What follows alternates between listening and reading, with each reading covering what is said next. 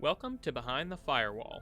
I'm CNN teammate Karsen Kennedy, here to discuss the latest in cybersecurity with CNN's in-house experts. Today's guest is Pete Boergermann, Director of Information Security at CNN. Pete has shared his expertise on our show many times, and for good reason. In today's discussion, Pete and I talk about AI scams that target seniors. We discuss what they are, how they work, and steps you can take to protect you and your loved ones from getting scammed. Without further ado, it's time to venture behind the firewall. All right. Hello, Pete. Thank you for joining us on the show again. Well, thank you, Karsen, and thank you for welcoming back. I'm looking forward to today's episode. Yeah, of course. So, this February, CNN is recognizing Senior Independence Month, which is a topic that's pretty strongly connected to cybersecurity. So, today I wanted to ask you a few questions about AI scams and how they target seniors. So, my first question is, what are AI scams and how might they be different from other scams? AI scams are scams that are done mostly with machine language, and AI makes it so much easier and faster to create phishing emails and viruses and things like that. They can even use AI to build websites and create very convincing images, and they do this almost instantly. And so it used to take a long time to build all these scams, and now they're creating these scams in just a matter of a few short weeks. Why is it that it seems like specifically older adults and senior citizens are, frequently targeted by these cyber criminals? I think there's a couple things there. The first one is a trusting nature. Many seniors are more trusting, much more polite, and so that in turn makes them an easy target for scammers. Also, limited experience with some of the technologies out there, or even common security best practices as well. And those scammers know that. And the other thing, the last one, which is really important, is a lot of times seniors are going to be reluctant or embarrassed to actually talk to family members or share with law enforcement that, hey, something happened and they fell victim to a scam. And those scammers and those fraudsters know that. Pete, can you share some examples of some common scams that we could look out for? Yes, according to the FBI, there's a couple of them out there I'd like to share about. The first one is, the dating. So AI can create a perfect match profile and then lure somebody in through social media and actually maintain long time conversations that are completely computer driven, and the person on the other end would not have a clue of what's going on. Also, AI is used quite often for panicked relative calls. So, like you have a niece or a grandson or a granddaughter who's been in an accident, has been arrested, or something like that. And then they flip that into a high pressure situation where you need to act immediately and send money and things like that. So, yeah, they use the emotional stress factor to take advantage of seniors. So I want to ask you a quick follow-up question. So you said that in some of these scams, a fraudster might pose as the voice of a grandson or a niece or nephew. So how are they able to do that? How are they able to make a voice that sounds like someone you know? So, they will go online and capture the video from social media of that grandson or granddaughter, and then use that to create a voice and put together a whole conversation using that. And that's actually a good segue because one of the things I wanted to point out, I think it's very important to have a family password. So just family members know about, so that if there is this type of call, you just know that, hey, I'll ask the family password, and if that person on the other end of the phone doesn't know what that password is, then this is a scam, and I'm going to hang up on them.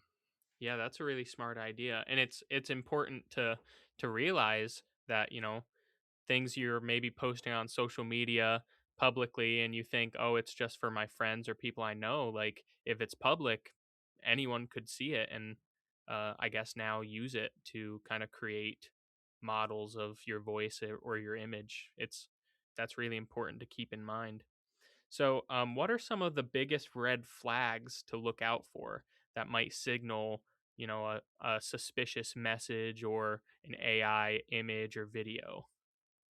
I would say the easiest things to look for is a lack of emotion or unnatural pauses in the conversation would be a couple things. Or if it's a video, watch the mouth.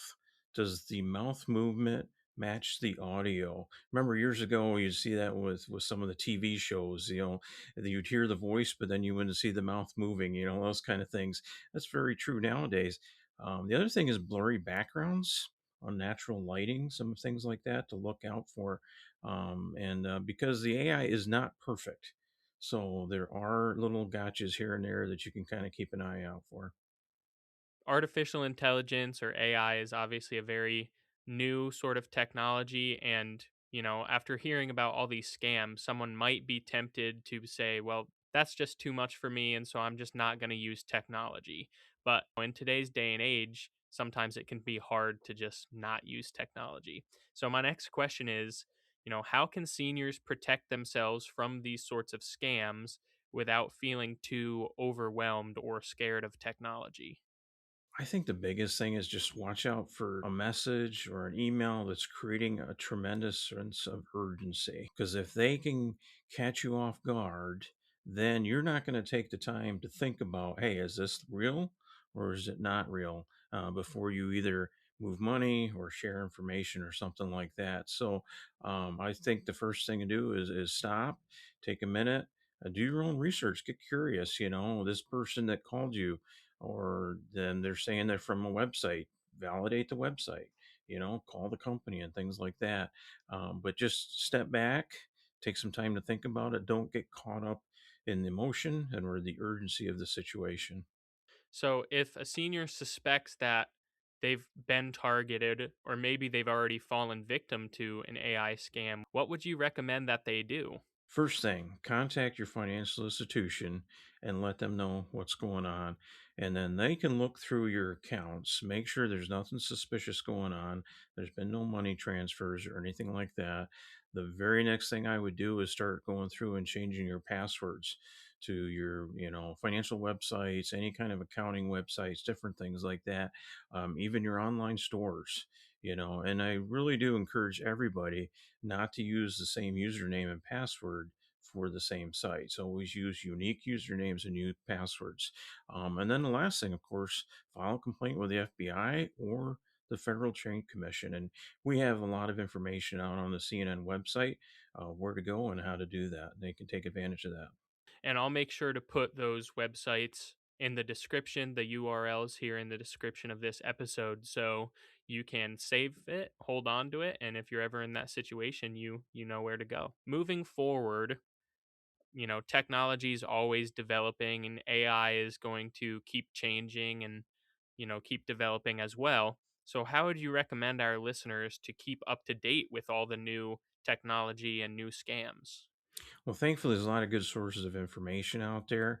The one I would recommend would be if you go to reportfraud.ftc.gov and sign up for alerts. That's one thing that I would recommend. There are a number of other sites to go to, but I think this would be the main one, to just sign up and then watch for those emails and take a few minutes when you get the emails and just read through them. And the biggest thing that's going to do is going to keep you aware of some of these new threats and scams that are going on. And if you're aware of them and what to look out for, you're much less likely to fall prey to them. Yeah, thank you so much for sharing that. I think that's a lot of great, useful, and really fascinating information. It's interesting to hear how all this AI stuff works. So thank you again, Pete, for coming on the show today and sharing your expertise with us. Oh, you're welcome. I'm looking forward to the next podcast.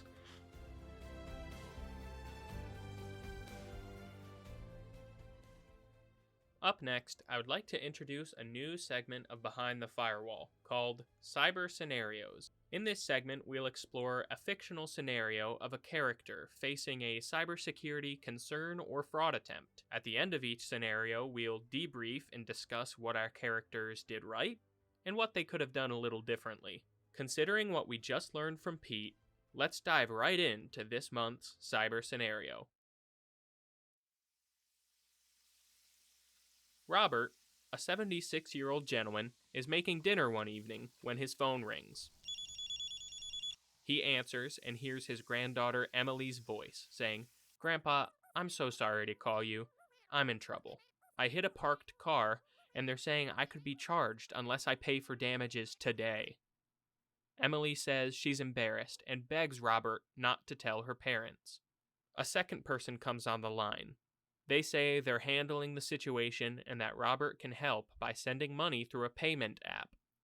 Worried and wanting to help, Robert installs the app, enters his financial information, and immediately sends over $1,500. After the payment goes through, the caller hangs up abruptly. Feeling uneasy, Robert calls Emily directly at her usual number and learns she was never in trouble and did not place any calls to Robert that evening. Robert contacts his bank right away and files a report with the local authorities. In this scenario, Robert was the victim of an AI scam. What could Robert have done differently? Feel free to pause the podcast and take a few seconds to consider. First, Robert should have verified Emily's identity before sending payment, even though the voice did sound a lot like Emily. As soon as the caller asked him for money, Robert should have hung up the phone and called Emily on her known phone number to verify the request. Secondly, Robert did not recognize a major red flag of scams, which is instilling a sense of urgency. The voice pretending to be Emily established a sense of urgency when she said, "I could be charged unless I pay for damages today." Next, what did Robert do well? Again, feel free to pause and take a few seconds to consider. First, Robert acted as soon as he felt something was off. After the call ended abruptly, Robert was uneasy and called Emily to verify her identity. Second, Robert immediately reported the interaction to his financial institution and the local authorities. Responding to scams quickly gives you the best chance of reducing your financial losses, though of course, nothing can be guaranteed. Hopefully this cyber scenario showed you what experiencing an AI scam is really like, all while growing your confidence and ability to respond to red flags.